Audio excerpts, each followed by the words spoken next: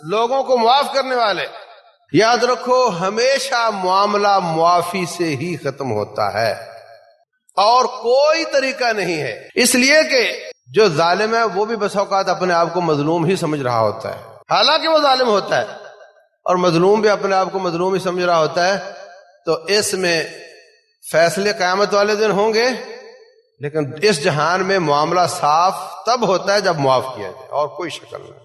بندے کا بندے سے معاملہ ہو یا بندے کا رب سے معاملہ ہو، معافی کے بغیر کوئی چارہ نہیں، معاملہ صاف نہیں ہو سکتے. اگر آپ کہیں کہ نہیں میں تو معاف نہیں کرتا، تو پھر رب ذوالجلال کے دربار میں پیش ہونا پڑے گا.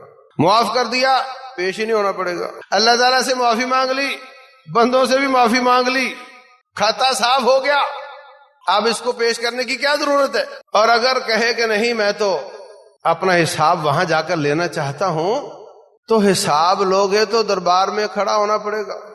یہ کوئی چھوٹی بات ہے؟ وہاں جیتتے ہو یا لینے کے دینے پڑ جاتے ہیں، یہ بات کی بات ہے، جانا تو پڑے گا. اس لیے معافی سے اچھی بات کوئی نہیں.